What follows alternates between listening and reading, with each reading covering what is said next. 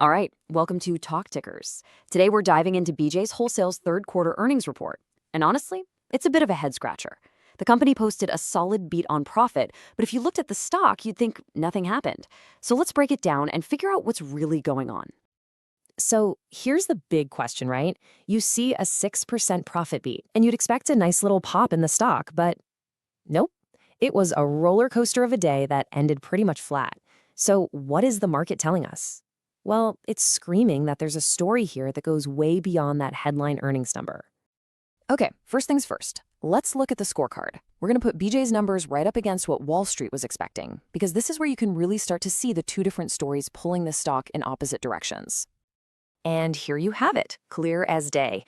Look at that adjusted EPS line, a solid beat. And membership fees, up nearly 10%. That's huge. So on the profit side of the house, things look great. But then your eyes drift over to the top line. Revenue was just fine, in line. And the really crucial one, comparable sales, that was a miss. This is the central conflict in a nutshell. Let's start with the good news, because it's definitely good. They delivered 1.16 in adjusted earnings per share. That's a full 6 cents higher than analysts were calling for. This shows some really strong cost management, and believe me, this is exactly the number management wants you to focus on. But here's the number that clearly worried the market. Comparable sales growth of just 1.8%.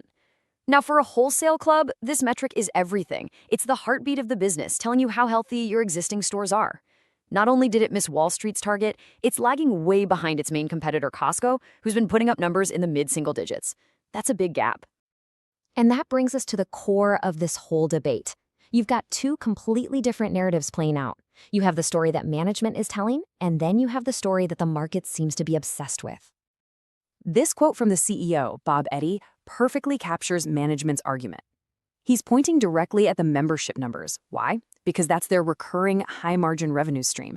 He's saying, look, this is our flywheel. This is the profit engine that allows us to run the business and invest, even if sales are a little soft. So here's that tug-of-war I was talking about. On one hand, you have management saying, hey, trust our model. This membership flywheel gives us predictable profits and earnings power.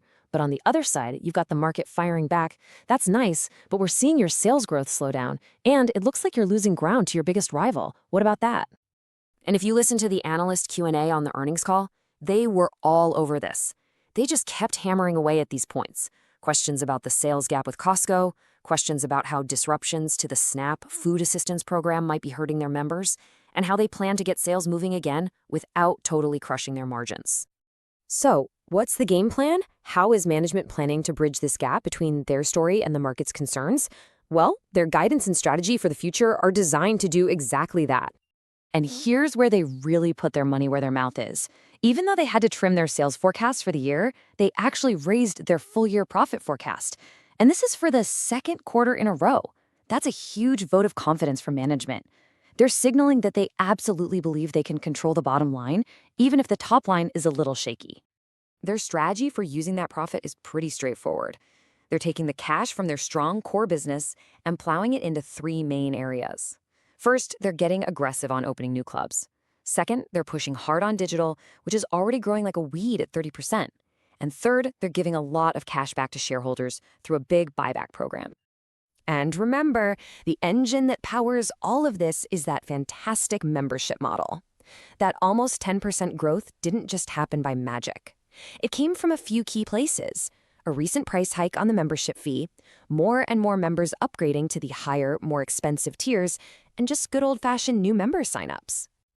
Okay, so we've heard both sides of the story. How did the market, the ultimate judge, react on earnings day? Well, the stock chart tells a pretty wild tale of deep uncertainty. Man, what a ride. The day started off great. The stock jumped 3% before the market even opened, as everyone cheered that profit beat. But then, the opening bell rang. People dug into the details, saw that weak sales number, and boom, the stock completely reversed course, hitting a new 52-week low. It spent the entire rest of the day just clawing its way back to finish up just a little bit. And this wasn't just a few people changing their minds. This was a full-blown battle. Trading volume was massive, about double what it normally is. That tells you there was a fierce debate happening in real time between the bulls, who love the profit story, and the bears, who just can't get past that slowing sales growth. All right, so after sifting through all the data, listening to both the company and the market, it is time for the next call. Here is our outlook for BJ's Wholesale going forward. Looking ahead to the fourth quarter, we think you're going to see more of the same. We're forecasting comps to land somewhere in that 2 to 2.5% range. They'll get a little bump from the holidays, but the consumer is still feeling the pressure. Margins will probably stay flat as they keep investing in price to stay competitive. And for the stock, we see it stuck, likely bouncing around between the high 80s and low 90s until a real catalyst for sales growth shows up. Because of all that, we're initiating our rating on BJ's Wholesale at market perform. Look, the valuation seems pretty fair, right? The profitability's strong, and they're returning cash to shareholders. But without a clear path to getting sales growth back on track and closing that gap with competitors, it's hard to see a reason for the stock to significantly outperform the market anytime soon. So really, the big question for investors is this. Can BJ's powerful profit engine keep humming long enough for them to solve this top-line growth problem? That's the real story to watch. And as always, please remember, this is not financial advice.